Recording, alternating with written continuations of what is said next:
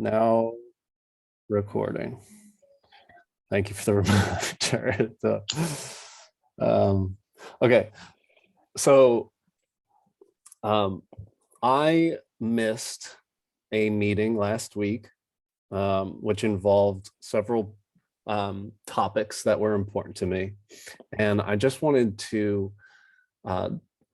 share how governance in action is taking place, and my own realization of it happening. And the reason why I wanted to do this is because, let me just, to bring attention to what I thought was a brilliant conversation, to engage those in this room who missed it, and to share some real learnings so that we can advance the and accelerate governance on Cardano. So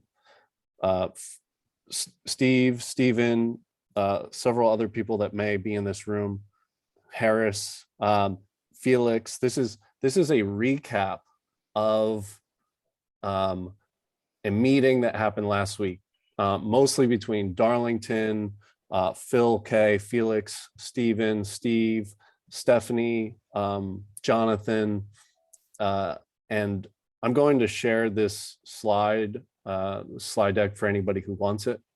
But I missed this meeting, and I want to say that Catalyst Swarm, because it was recorded, was able to give me the opportunity to catch up. That's important. That's important because things that I have questions about as a relatively new member in Catalyst, and somebody who's working in data analytics and governance analytics, these are questions that might get unanswered or not answered for a little while. And that's because some of the humans in this room are great stores of information. And some of the meetings that happen between these humans, not everyone is ready or able to participate in. So the point is, I wanted to review a meeting. The question, what this brought up was, is this a meeting about a meeting, which was about a meeting? Meaning, Lido Nation put out a set of analytics tools, voter tools, to help inform the community. This brought up things within the community that were both positive and some critique about it. I missed that conversation, but these are the positives and the criticisms that came out of it are directly applicable to the work that I'm doing. And the work that I'm doing is with Wolfram Research and our subsidiary, Wolfram Blockchain Labs. I am still just a guy, but I realize that I have a responsibility, especially based on the conversation that came out of the meeting that I'm referring to. And some of the work we're doing, we're going to produce a lot of charts. We're going to produce a lot of visualizations. We are able to see who received funding and in what amounts. And we had internal conversation about what makes sense for sharing. And some of that stuff, those decisions come down to me, which is not something that just presents a challenge. That's how I want to say it. So the quick, Wolfram Research builds several technologies. It was founded in 1987 by Stephen Wolfram, the mathematician, physicist. Exploring his own interests, he built a product called Mathematica, which lets him do explorations in the computational universe. Other products that came out of it were Wolfram Notebooks, Wolfram Alpha. Wolfram Alpha is going to have some importance to the Oracle problem here in the blockchain space. The thing that brought me into Wolfram was the physics project that was launched in 2020. And I saw an overlap between Wolfram language and Wolfram blockchain. And so that drew me in over the past year. I'm still relatively new to blockchain, but I've been investing in the space for a couple of years, and governance is certainly new to me. Okay. Why did I ask people to come here? It's because I wanted to demonstrate that I'm learning, and I'm learning from a lot of people in this room. And so the purpose of the original meeting in question, let me bring it up, was here. And the other point is, oops. I lost where that video was. One sec.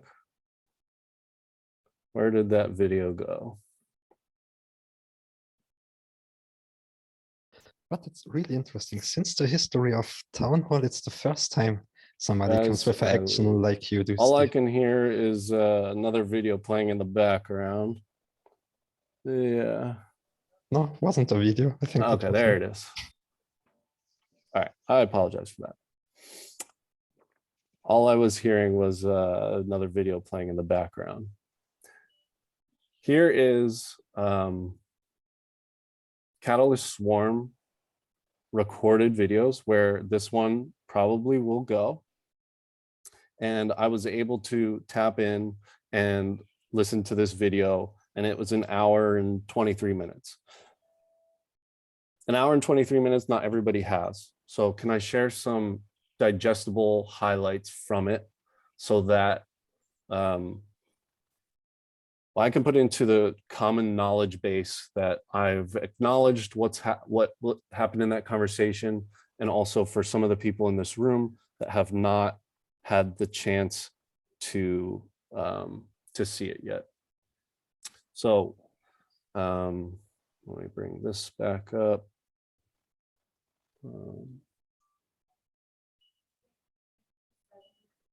Right here.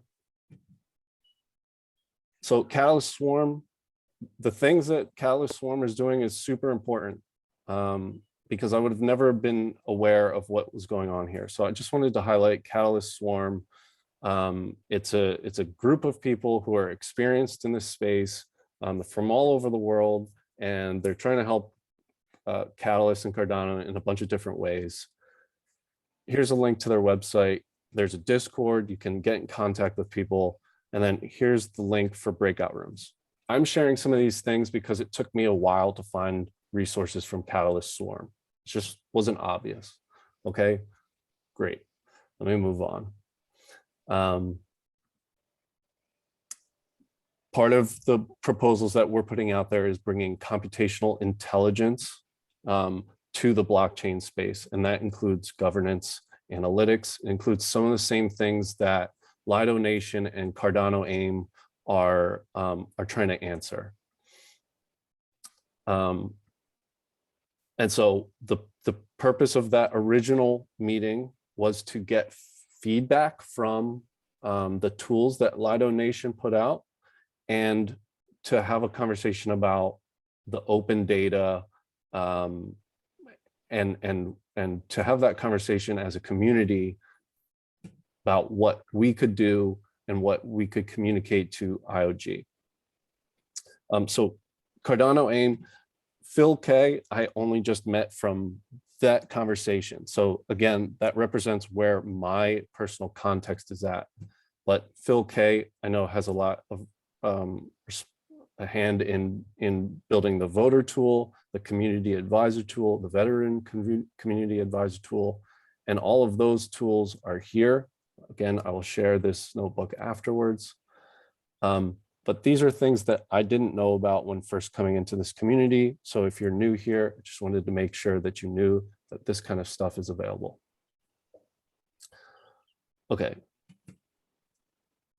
From start to finish, let me pause there. Does anybody have anything to say at the moment? She said, can you hear me? Yes, Felix. Okay, just super cool because it's the very first time somebody comes in after town hall and runs through a meeting from the last after town hall. So this review definitely, I will listen to everything you say because it's just really, really amazing and interesting. It's pretty meta. I realized that after I was doing it, but the point is, I learned a lot. There's a lot still stuck in that video that I don't think enough people have seen yet. That video has 66 views. There was only a dozen people in that meeting. A lot of you guys have been around for a while, and a lot of your, wisdom within Catalyst is within you. And so part of the Catalyst governance and action process is people also digesting some of that wisdom and trying to distill it again. That's what I'm trying to do. So the conversation kind of began, and let me just test this. I apologize if this breaks. Things might break. Okay. Are you able to hear this video? No, I think when you stop screen share and when you start screen share again, normally when you start screen share, you have the big window popping up. Right down on the left corner, you have to enable share sound when you start to share your screen. Okay. What if I did this? Just stop screen sharing. Okay. Just restart. Wait for the first window popping up. And Yes. left down in the bottom. Share sound. Got it. There you go. Okay. All right.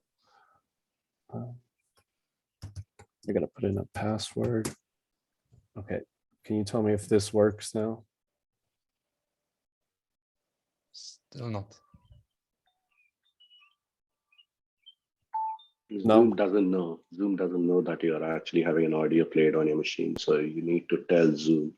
I think that's what Felix is trying to say, right? Yeah. You Okay. need to let Zoom.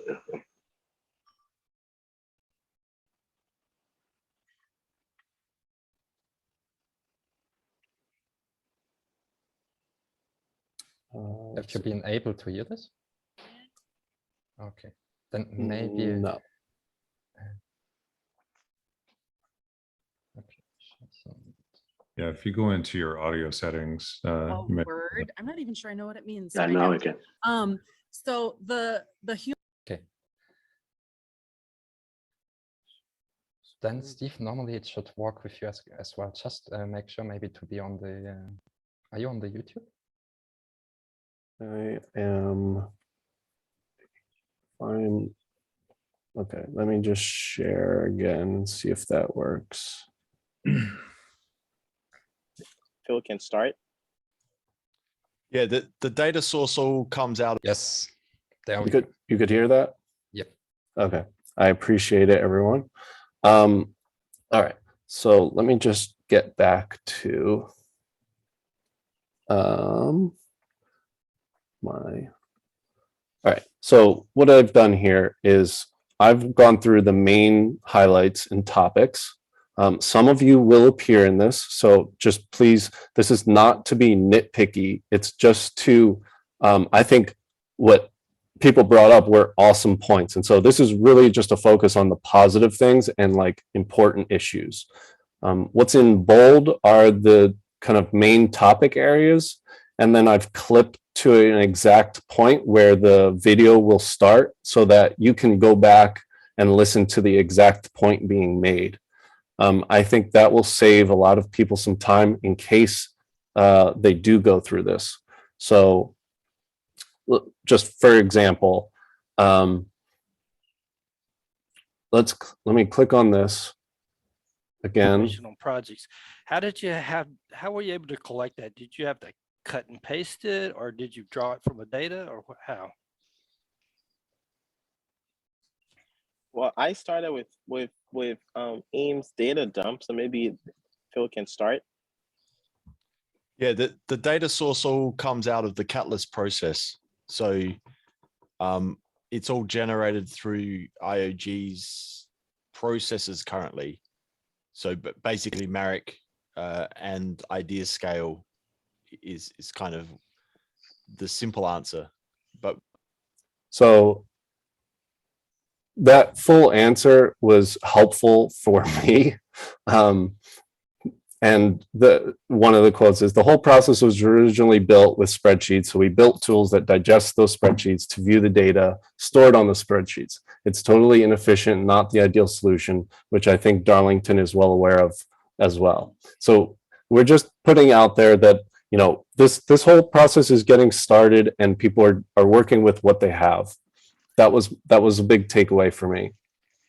And also it led me to find Cardano AIM's GitHub, where I could find the publicly available data. So that's the same thing that Lido and Darlington was using.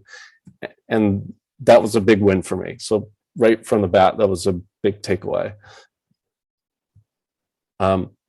IOG is well aware that data needs another process. The big holdup is logistics and privacy. Okay, that makes sense. And that point was brought up by Joey. I think he mentioned that Harris was aware of it. Harris wasn't in the meeting yet at the time, and later that gets brought up.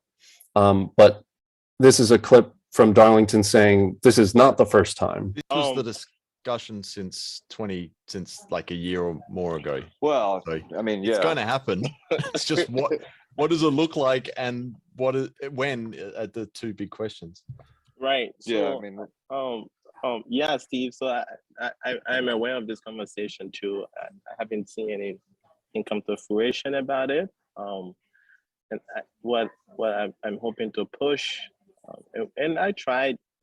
This is my second go around at pushing the open data. I've tried before with Joe.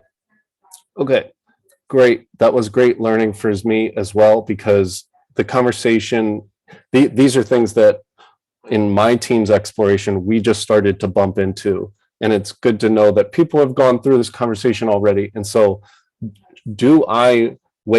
whose time am I wasting to get those answers first in order to get up to speed about where the conversation currently exists? Then there was a conversation about where the data should get hosted. Stephen W. Whitensall, apologies if I say your name right or wrong, but Stephen has some great comments to say, and that clip is here. And then it's brought up that there is going to be a meeting with Harris, and that meeting, that's going to be an important meeting, and the results of which would be very useful in my own pursuits, and I'm sure for the rest of the community. So it just brings up the question, kind of, how do we make invitations to those meetings available? But obviously, meetings get a little inefficient when you invite too many people to them, right? This point, API solution doesn't solve the full solution, from Phil. I thought was an awesome point, and I'd like people to kind of hear it from him. Can I just quickly address the API issue? The API issue doesn't solve the open data problem. Right. It solves to some extent the access data problem, but it will only solve the part that the API accesses to. But in the ongoingness of this project, it can't, that can't be the solution. So we can use a solution like an idea scale API, but the real solution has to be an open and manageable, which is that part of the anonymous did, and how do you share do you share email, not email? How do you choose each individual proposer to do this? And at the moment we're dealing with centralized systems, and we need. Okay, let me just stop there, because obviously, like, I have more highlights, but this needs to be a conversation. So can I open the floor to the community so far? Do you see this as a potentially helpful thing to do, to kind of review a meeting and share highlights? I think Stephen White and Salt, you said later in this own meeting for Lido Nation and Stephanie King specifically to write down their learnings from this whole process and share it, because that's important to people. And I took your advice as that is governance. That is extra eyeballs on the issue.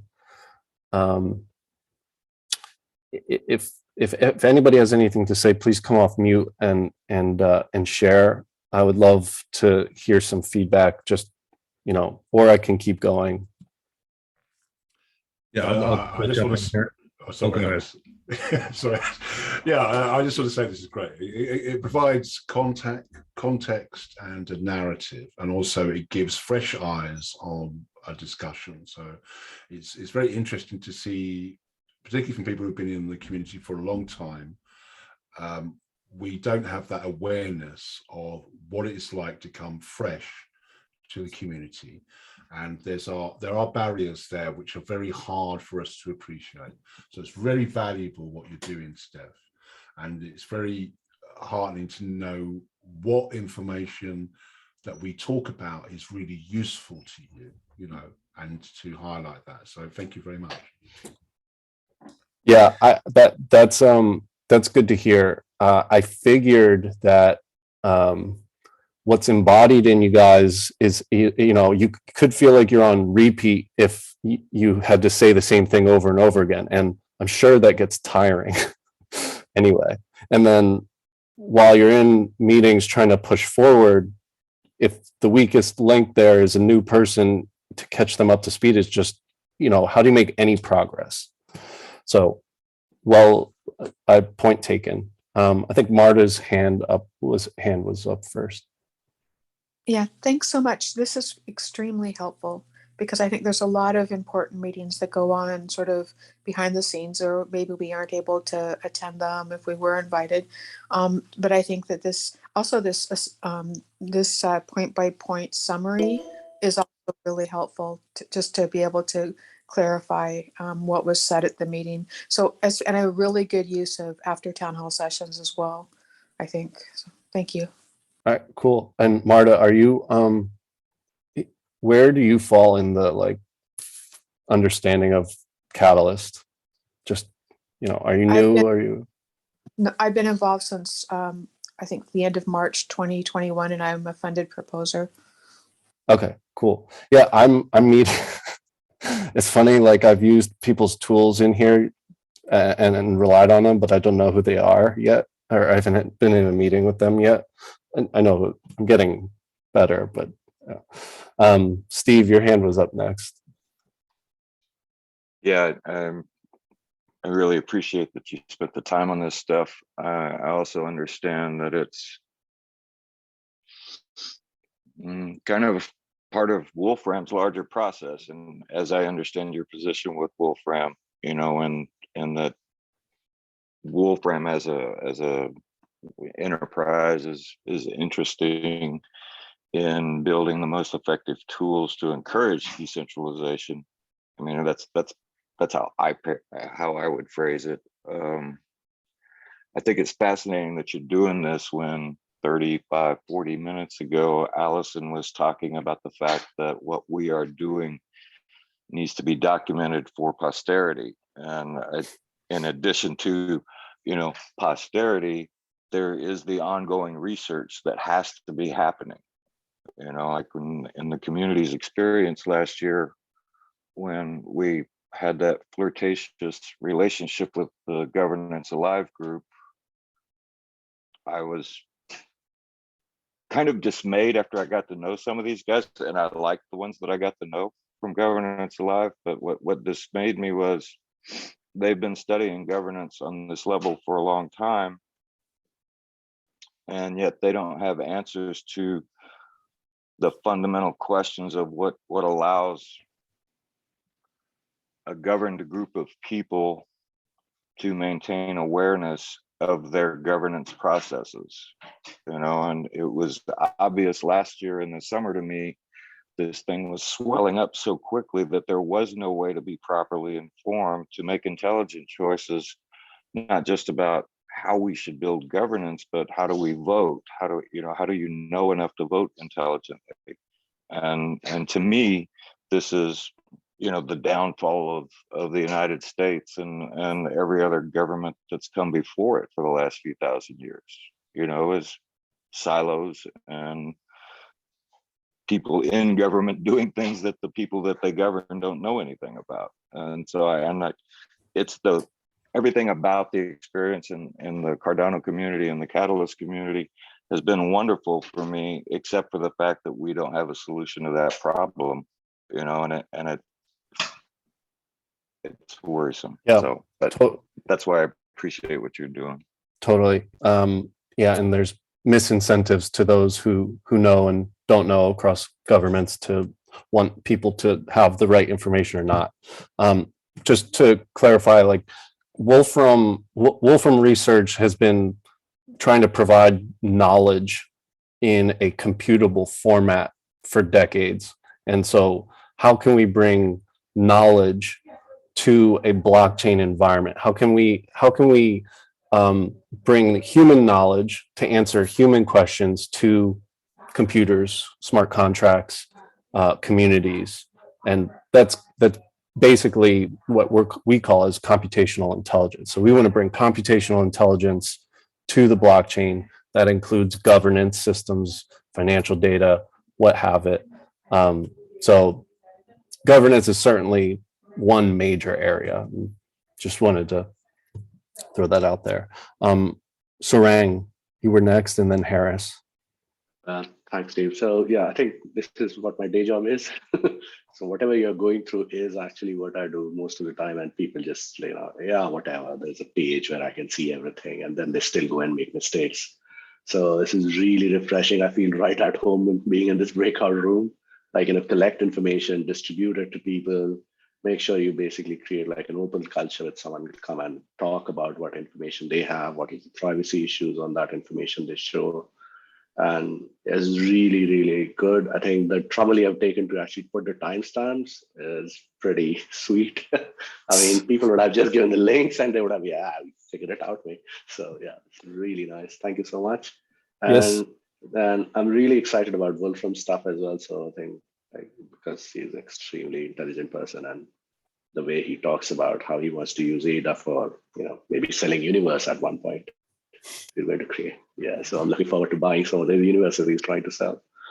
And, That'll be fun. And did you say this is your first town hall? Yeah, this is my first ever. I mean, I think I just spoke in the first in the main meeting as well. That I'm purely here by luck because I just watched Charles' podcast and I started following him on Twitter, and the way he explained how Catalyst is working and what he's trying to do with Catalyst, how many people in academic world are closely related and working on this. And they give an example of how he wants to use Wolfram and all the other blockchains. And he's democratizing this to a wider set of people, which makes it much easier for someone like me who can come from outside, see it and see like the effort people are taking on their own clock to make it useful for everyone. This is extremely, extremely inspirational. So really, really, really happy to be part of this community. Thank you so much. Awesome. Well, let me not be a main person that you see in this community. Harris is one. Steve Lockhart is somebody that I've seen around. Felix is, I've only just seen Jonathan Ajay, Stephen Whitensall. If any of you guys want to introduce yourselves and say who you are here, it would give Sarang better context for who you are, because when I came into the community, I had to figure out, I mean, every new person had to do this, but you have to figure out who's who and whose information, who's here constantly and who you can trust and what their reputation is and what their relation is to the projects they're working on. And so I think anyone, if you have your hand up and you want to introduce yourself, please do. Harris, I'll kick the mic to you. Great. No, really glad you're having this after town hall. Steph, thank you for doing that. Sarang, welcome. I actually started to learn about Cardano actually through the town halls. that was my introduction to it. And it is a little bit confusing initially, and we're actually working on ways of organizing data, even within IO, to be shared better with the community. So there's some really great things around the corner. But I came in learning, really dove deep into all of the materials I could find on Cardano itself, drove into the protocol, and I was able to, over probably a year and a half, 2 years, found a way to get a role actually within IO to actually help. And so I do have a AI data background, and I really do am a huge fan of data in general. And the openness of data and data sharing is certainly something I'm a huge advocate for and want to support. I also go back a long time with Wolfram in terms of at least being a fan of the value and the services that are being created in sharing these kind of levels of information and organizing that data. So definitely glad to be here, Steph. And Wolfram kind of brought me into this particular after town hall, but I think I found a good group to hang out with and to chat with, and certainly want to hold that meeting. It's sort of on me to sort of set a time and date for when that meeting will take place, where we can talk about open data. And I'm certainly open to the format of where that is and how we conduct that meeting, but we do want sort of definitely difference of opinion, and we want a place to ideally share and store data in a place that everyone has access to, and it's not sort of in a walled garden or in a specific spot that a particular group owns, but to be able to make that information widely available as much as possible. So we have let's have that conversation. But I do think there's a lot of value in taking these 2-hour videos and condensing them into little bite-sized chunks as much as possible and making that available, because there's so much data and information. It's very hard to consume, and so bite-sized chunks and your work of what you've done here, Steph, is certainly appreciated by me and lots of others, I'm sure. So yeah, I would definitely keep this up. And now we're going to have a summary of the summary, which will be broadcast very, very loudly and clearly through the QA DAO. They do a great job of documenting everything, which is amazing. So yeah, more data is good, and condensing and synthesizing is also awesome. So anyway, glad to be here. Great to hear. And I've reached out to Darlington and Phil to potentially join the meeting, Harris, the open data meeting. So I know whenever that makes sense. They at least Darlington's open to telling me when that is. And I don't want to, if it's an invitation available, I would love to join. Yeah, open to anyone for sure. So glad to have you in that. Cool. That reminds me. The next thing that I'd do is I'll take these clips and just kind of clip them together and whatever, just share it into a video that's kind of just plays like clip to clip to clip, because maybe that's just a more frictionless version of it. I wanted to this point by Stephen was a really good one that I think is worth. And before I play it, sure. Yeah, thank you. For those of you who were in this meeting last week that are hearing yourselves again, I do not take any offense to you leaving if you don't want to sit through this. I know I invited a few of you, but I'm just putting that out there. I will not be offended. I understand that you might be replaying things, so no offense taken here. But this point was particularly about IOG being aware of what the risks are of just opening data up with throwing caution to the wind. So I just wanted to play this. Okay, yeah, I think just picking up on Jonathan's point, that the level of risk. I think IOG look at the community, the wider community, and see what is the level of advocacy for something, and what is the maturity of that advocacy that's going forward. Like, for example, how well informed is the community about open data, about the use of that, about the use of these tools that are emerging. And I think you picked up, I think you mentioned, Darlington, this on the Twitter space the other day when you talked about Lido Nation looking at intent and looking at the dashboard that you're producing. And things like that are key, because this will show the obviously that's going to be quite sensitive to interpretation. But so that, I mean, all of that brings up a million different conversations. Sarang, I do see that your hand is up.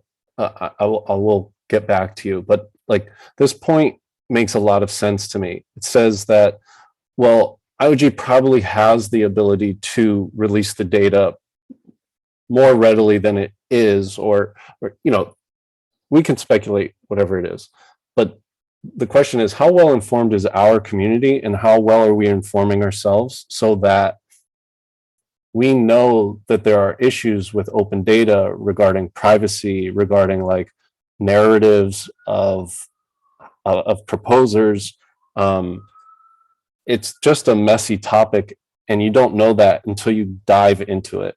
And that's kind of, I'm learning that more. Stephen, you have your finger on it, so love that you point that out, and just want to make your voice a little bit louder in these conversations, because that's a really subtle point that it is non-obvious, I would say. That kind of brings up other questions about terms of service on things like idea scale. Sarang, idea scale is where all of the proposers and proposals kind of live, and who knows, I don't know what the terms of service are and who's responsible for owning of that data, but there's a relationship between IOG and idea scale and what we can do with that data. And so there is not a direct flow from idea scale's data to about the whole catalyst process, because there is privacy regards there, and all of those things play out across different countries. You're probably aware of that if that's what you do on a daily basis. That's another clip here. And this was a good point by Darlington. He was asked to remove a proposal from one of his tools, and this was his response. I guess I don't know how the right to forget comes in, because I have gotten one request to remove a proposal, and my response was, I can't do that. It's you know. Yeah. It as Darlington is the creator of a tool. Now he wields some responsibility, and if that data is meant to be open, what's his responsibility for reacting to it or leaving it alone? I think Stephen gives him good advice. It's kind of, well. Yeah, I mean, it depends how brave you are, Darlington. I would wait for legal action. Well, I don't know if that was what your advice was, Stephen, but it's just kind of like we are all humans sitting at these crossroads, and we have to make decisions based on the tools that we've built, and not completely aware of the full implications of all of it. So, okay, so great. And then something that Phil K brought up was he's built Cardano AIM and the tools in a way to avoid some of the privacy issues, to not have to hold the data himself, because it would make the thing that he's making with there are implications that would be put on his shoulders. And I just think that's a point that for somebody like myself and a team that's going to be doing this a little bit more, you know, maybe you don't want to have all of the data, or you don't want to have the responsibility in some places because it will bring up more than what you're capable of handling. You know, I don't know if we all want to admit that. So yes, so Harris joined the conversation around this time, and I just kind of mentioned some things about bringing some proper documentation to open APIs, some directions where the open data is headed, making some APIs available. That's in coming months. I didn't know who Marek Buchwecki is, but I think he's a key person on IOG for providing some data flows to the community. Harris, is he somebody that I kind of hesitate to reach out directly to people and say, can I have this? Just because I don't know if that's just adding a lot to people's plates, but is that... Steve, one yes recommendation to anybody in the Catalyst community: nobody feels offended or attacked if you directly reach out to them via their DM. Sorry, to you the same. On Telegram or on Discord, on any communication channels, we have extremely communicative and extremely supportive community. So reach out to whoever you need to, and most likely you will get a very positive response. Yeah, that's certainly been true, my experience. One of the things that I try to do is just make sure that I've uncovered all of the currently available answers before doing that. And so Felix, I appreciate that. Yeah, I will. In general, all of our information is on the main IOG website now. You can find us pretty easily. Definitely reach out. We're generally open. Yeah, Marek is on the Catalyst team, and he's definitely focused on seeing the flow of some of this information. He definitely has some direct hooks into IdeaScale, and we're sort of part of a team that has some oversight over that tool, which was really stood up to be make a tool that's fast and available. And we started as a small experiment, which has now grown and has become much bigger, but has been a great enabler for us to bring us to where we are right now. But as we've grown, IdeaScale has grown, and we've definitely had a lot of good interaction with their team, because we're certainly using the tool for something way bigger than it was originally designed for. and as we expand, we're just getting bigger and bigger, and definitely need to find that future solution as we build out. So anyway, yeah. So we're certainly open, happy to collaborate, and it's certainly the nature of Catalyst and the nature of Cardano, which is so exciting. Yeah. Sarang, I realized I didn't get back to you if you had something that you wanted to add. It's perfect. I mean, this will be my go-to slide. Pretty sure for a long time. I think there's a lot of information here which we can share, and definitely it will be on YouTube. So I'll just subscribe to everything. So thank you so much. Sure. Well, I don't want to take people's full time, but I only have a few more points here. So maybe if we don't wrap up shortly, then we wrap up in about 15 minutes. Again, please feel free to share anything that you hear. But okay, part of the conversation, privacy is a big issue. Totally understand, like that's the decentralized identification direction. I realize I know very little about. That's something that I'd like to learn more, because it does. It's just a huge factor in all of the things that all of us are going to do. Excuse me, on chain. I did apply to be a dRep.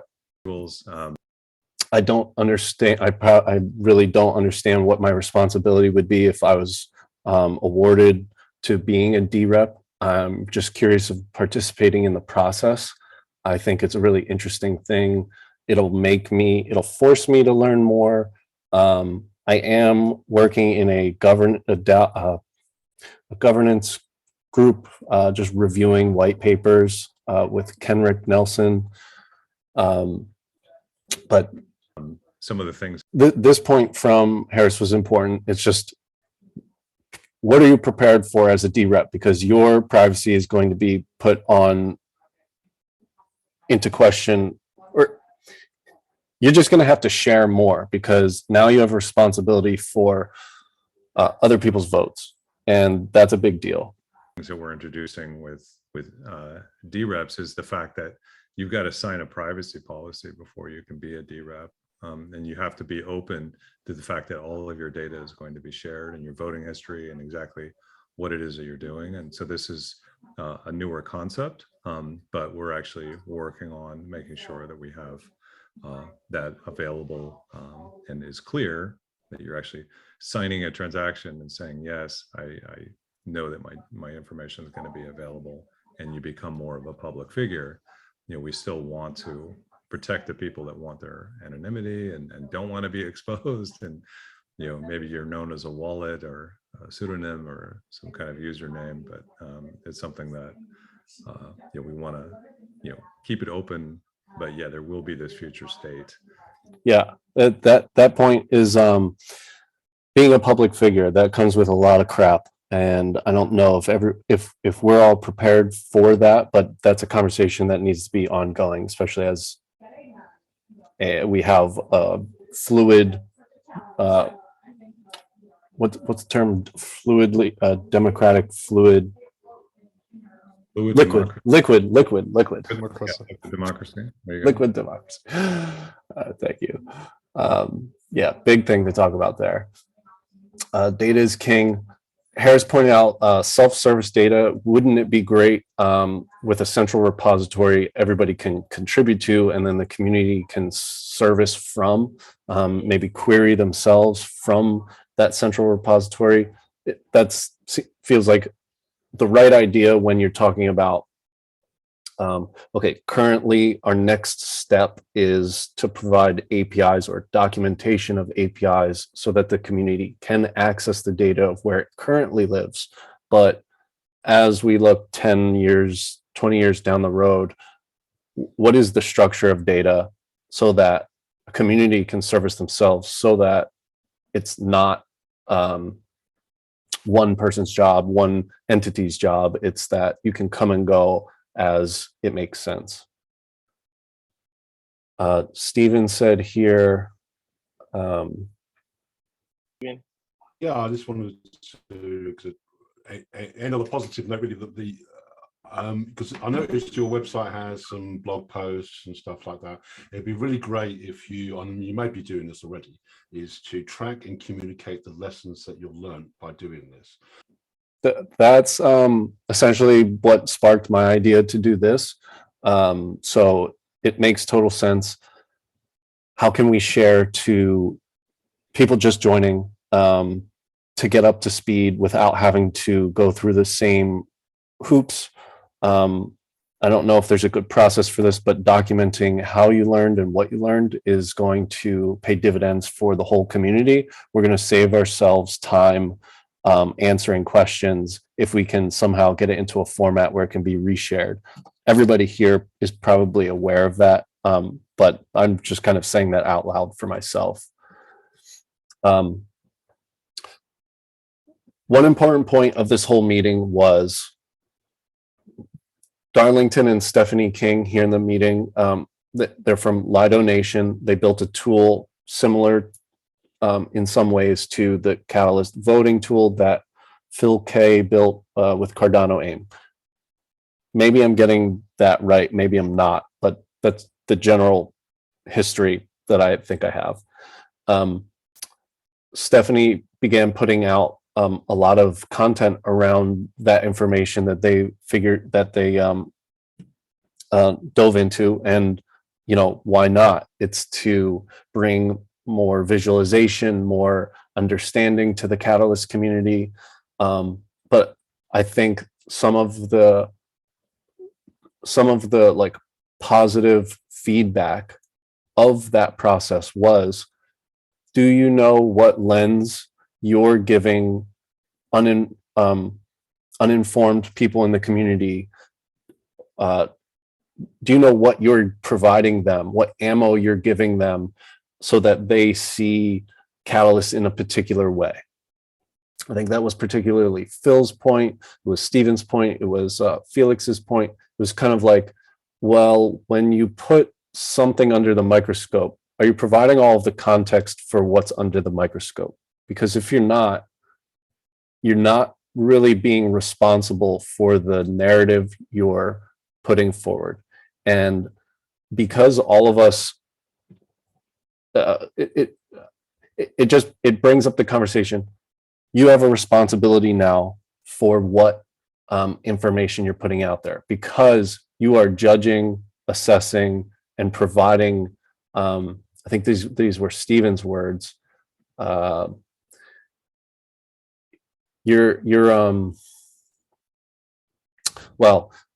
what you're doing is you're judging other people, and that comes with responsibility. And from my perspective and Wolfram's perspective, we've come across some of the same visualizations and data analytics, and a lot of that question is going to be brought up through myself and my team on what is the lens we're providing, how do we want it provided, what is best for the community, a healthy community, what things do need to be have additional context for, what needs to be left out, if anything. And those are just good questions that I would not have thought of unless this conversation happened and was documented, and I listened to it twice in order to get the learning from it. That was particularly Phil K's point, which I think is a really good one. For sure. Has to say Oh, no, anything about it. We're right Let's there with look you. at it. Yeah. We're totally there with you. Like, by all means, go spread the information, spread the knowledge, get more participation. These are all valuable goals, and absolutely go ahead and do this. Let's go ahead and do this. Let's just make sure that we have we maintain the responsibility of what we're putting out there and how it's received by the community. Okay, I think I'm gonna stop there because I just want to let you all know that I'm available via email, smcurdy@wolfram.com. I'll put that into the chat. And that QR code leads to we're doing a general demo on Friday, May 6th. That's to register for that. We're basically just sharing kind of who is Wolfram, what is Wolfram Blockchain Labs, what are we doing here? Here's a brief technical intro to Wolfram language, and it's 30 minutes. If any of you are interested in joining that, please scan the QR code and register. I really appreciate everyone taking the time to attend this meeting. Let's see. Please come off mute if anybody has anything to say, wants to ask a question. Anybody want to introduce themselves to Sarang? Sarang, if you have any immediate questions about what your next step should be or where you should look, please. Yeah, a lot of background to catch up on too. So there's a lot of information which you see from outside on Twitter and all, but when you meet the community, there are layers, and you have to peel back those layers to understand what's valid, what's right, what's wrong, what to look for. And I think because this has been going on for what, 4 years, 5 years, I'm assuming, Catalyst. Let me try and answer this. Catalyst, from my perspective, and then everybody else here can correct me. I think Catalyst has been going on for a year and a half or maybe 2 years from Fund 1. And please, somebody else step in. I think that's how long it's been going on. But probably the whole formation of it is longer than that. Fund 1, the process of creating Fund 1 started like in June or July of 2020. Okay. Time period. So just at 2 years. Yeah. Wow. We've certainly come a long way. It started off as really an experiment, pulling together bits and pieces, standing up tools and getting pieces in place and having the town halls and kicking off the whole process. So it's been really an amazing journey, come a long way for sure. Just to provide some context, I think in the very beginning, it was not even a challenge, one challenge, developer ecosystem, 250,000, something around 50, 100 people, Townhall on Crowdcast, no community events, only Telegram group and the Discord channel with some hardcore freaks. And now we are here. Yeah, so this is the thing, right? This is a sign for someone who joins and sees like in 1.5 years, you have like governance, tools, data sharing, responsibilities. Like this shows the maturity of people who are joining this. And I'm pretty sure the people who are volunteering this, they are becoming much better in whatever their BAU day-to-day, paycheck jobs are. I think they are learning from this community. They're being selfish. Like I'm being selfish, right? There's an amazing amount of wealth information here. And you're going to learn so much. There's so many tools people have created purely to just join the effort. It's really, really fun. I mean, it's really awesome. So yeah, really happy to join you guys.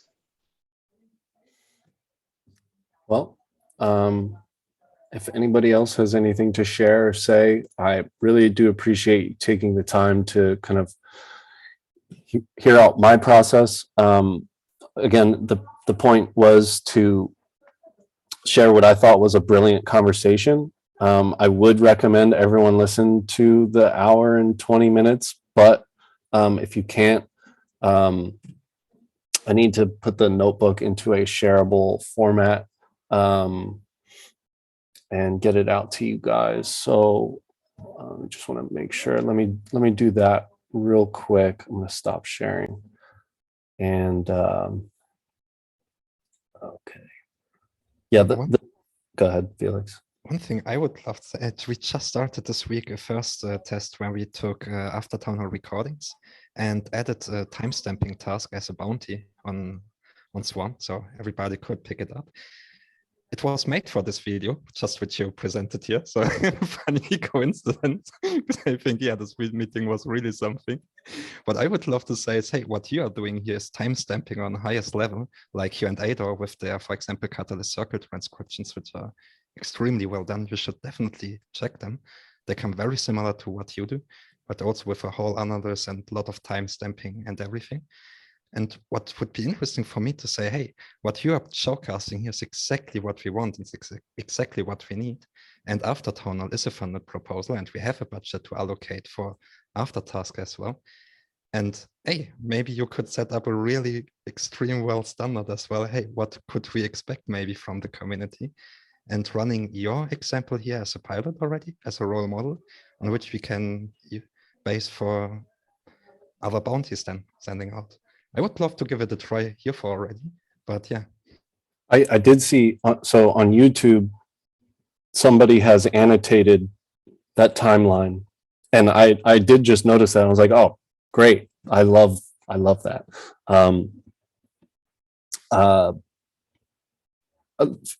I'm interested in taking whatever we think is a good takeaway from this and doing it in another version.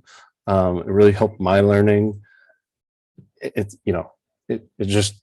I just felt like I needed to put it out there because the people in this room, the people that were in that room, they shared a lot of good information for myself. And I was just being kind of selfish about how important that was, and wanted to demonstrate that the learning is kind of, it's hard, but we need people to digest information and make it more convenient with less friction, I guess you would say. So thanks everyone for coming. I did put a link into the chat. This is a Wolfram notebook. So this is just a reflection in our like private cloud of. Are you able to view it, Stephen? Yeah, I can view it. It just looked similar to a Jupyter notebook. Okay. So I was just wondering if it had that kind of functionality. This is if you do create a like a Wolfram cloud account, it's free.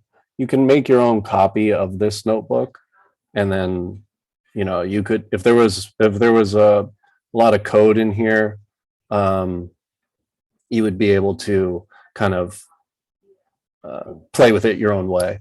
But yeah, I just want to put that out there. These graphs, these are kind of toy graphs, so they're not really including much information. Please don't share them because they would just be misleading at this point. But this is stuff that we're working on, so just putting that out there. Thanks. Explore that. Looks interesting. Yeah. I've got to run. I'm going to propose a meeting time maybe on Friday of this week, if that may work. I'm in the Pacific time zone. I don't know. Where are you located, Steph? I'm in Eastern time zone, Philadelphia. Okay.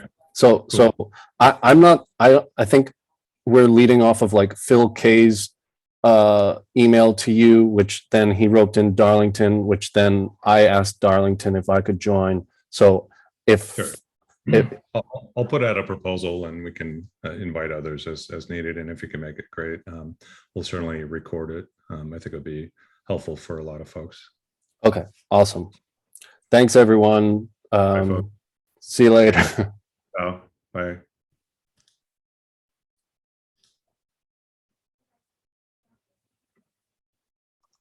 Thanks, Steph. Yep. Thanks for coming, Steve. Thanks, Felix. Thanks everybody for coming. John, I did have a highlight in here from something you said. I thought it was really important. I'm sorry I didn't play it, but your point was really well taken. It was IOG is conscious of risk as a community. It was a really good point, but I apologize I didn't play that. Yeah, no, that's absolutely fine. It was a good session, that was. I didn't get a chance to meet you yet, so I just want to say hello. I don't know what maybe you're involved in. If you could give me like a quick background. I think I started around the same time as Marta did, and we had similar paths and ended up crossing at various points. But I've been involved in Gimbal Labs, playground sessions all the way through last year or so. Catalyst Swarm veteran, help out now a lot. Actually, help a little bit with the Catalyst Swarm website. Not done much. It's all Felix's work. He's epic. And yeah, I touch in and on everything. So I help with setting up. I did a bit of admin work really in the first iteration of Catalyst Circle, and yeah, I run a web development company in the UK, and I just love everything Cardano and Catalyst. And you know, the thing that I really like about what this represents is like launching into the community, particularly useful for you, Sarang. I think is it's so compelling, it's so attractive that you immerse yourself, and you can lose yourself in it quite easily.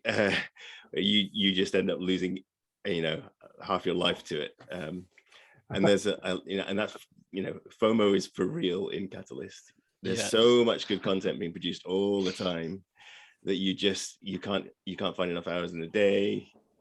Yeah, I think this is the point, right? In 2 years, I thought this must be going for 5 or 6.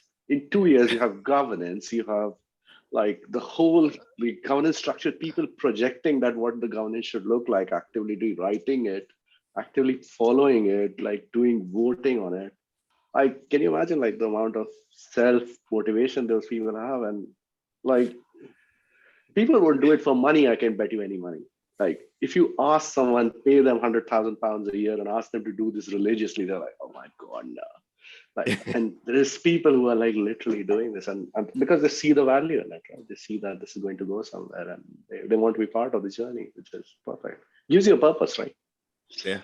Also, there are a bunch of people, mostly in the last half of last year, or in the last year, who left their fucking day job to go full time into Catalyst. These are really skilled people, really qualified people, right? As a project manager or engineers or whatnot, right? So kudos to them as well, really, because they spend really, and these guys have often, 14 hours a day, 14, 16 hours per day. Yeah. Run it. Yeah. Weekends, no vacation, not really. I think Felix, you made a good point in that last meeting too, because you asked Darlington if what they did at Lido Nation on at least the analytics and the visualizations, if that was an actual proposal. He said no, and your point was, you should get paid for the work that you're doing. Submit a proposal, something like that, right? That was your advice. And so Sarang, I think part of that advice is like do good work. It's really people evaluate. Yeah. But there is sometimes a piracy around it as well, because last town hall, there have been made two really nice announcements about AIM and Lido Nation, two voter tools, which tries to help you through the voting process. What nobody knows, none of them are funded, none of them have any financial resources available. They do this in their free time and pay it out of their own pocket. Wow. And nobody knows it, right? So the problem is that you have this extremely highly engaged people and they run just, yeah, but I don't even have something to pay or to maintain this stuff, right? Interesting. So, yeah, I didn't know that. So that, that's good to know. It's just, so there needs to be fuel to the fire that, Catalyst has started out underneath everybody, and yeah, so the bounty work that Felix was mentioning about timelining videos like this is crucial because it solves so many problems it starts paying people for the work and effort they're putting in. It's reducing the fear of missing out because everything's condensed and distilled into scannable formats like this, and it's bringing the whole, it's creating an economy within itself, which has got to happen as well. So it's self-sustaining. Otherwise, we fail. If it's all based on sweat equity, then we can't run forever. So yeah. I also think really because Steve, what you mentioned before as well, how do you make all this data consumable and accessible, right? Because I think with the community, we have positions already to generate these resources, this experience, to record it, to upload it, and we create this massive resource. But as it becomes really yes, I think it's more happy luck or happy coincidence to fall on this video, for example, in your case. And really to say, okay, how can we get this mass of documentation, well documented, well accessible, and well consumable as well. What I thought really interesting, how you presented it, I thought much more what you are doing is a interaction, it's a conversation you are running with content, right? You're going through this content and you build a conversation a little bit because you come from your very individual perspective to say, oh, okay, we want governance analytics, and what do we need, right? And to say, oh, okay, how can we replace this, take the person off, and having processes which allows this, let's say, conversation with data, simply which follows, I am this, and okay, I need this, then step by step you get forwarded with, for example, nice timestamp 2 videos which introduce you to whatnot, and you no idea how this could look like, but we really need stuff sooner than later, because yeah, good points. It's sometimes whatever captures your imagination, you kind of just have to run with it, and like that meeting that I watched, it captured my imagination. I just had to kind of run with it. So I'm not sure how sustainable it is for if you were to do it, you yourself were to do it for every single one, or if somebody has a major interest in a particular one, at least if you're watching it, take some notes and you can clip it and just put it into a place where other people can see it too. Yeah. I gotta run, guys. Everyone. Last thing, Steve, yes. Do you know Q&A though?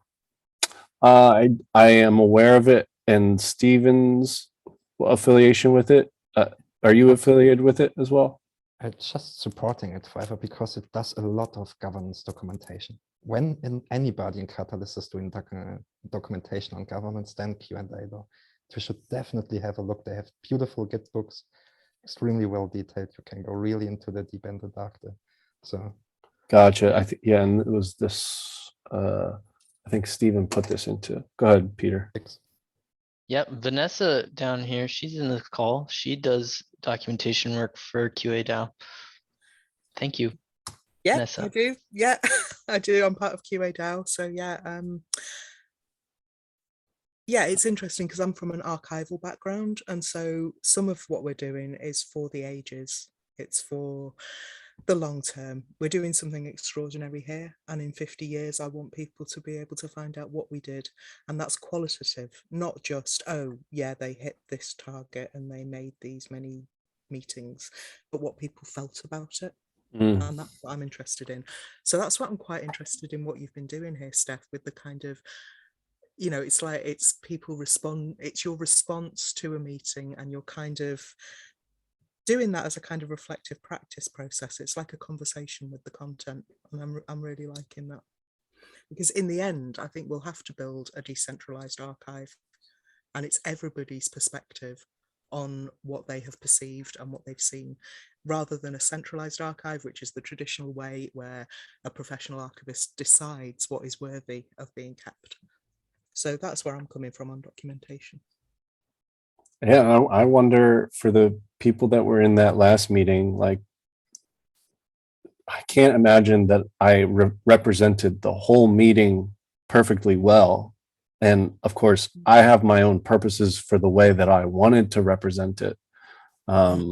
So yeah, it is just my perspective. And I think what I took out of that meeting was the two entities that built voter tools. The word lens was used very often. It was, what lens are you providing for the community to understand the visualizations? And your lens matters. And when you take it to a certain level, I'm going to have my own personal lens and I'm entitled to that. But when I take it, totally valid. Yeah. I mean, an old slogan talking archivally from feminism is the personal is political. So, you know, you're allowed your own lens. So maybe we'll give it a try again Yeah. for another one. I definitely am not going to do a review of this meeting, which was a review of a meeting, which was a review of a meeting. Do it. I think we should. I think we should go as recursive as we possibly can and see where we end up. Oh, but then I don't think it's just funny how meta you can get and it still be somewhat worthwhile.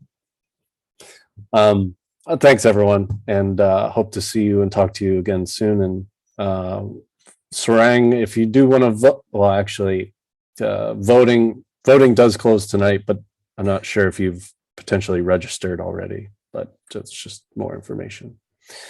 Thanks everyone. Thank you. Thanks, Steph. Thanks, See you soon. Bye. Thank you.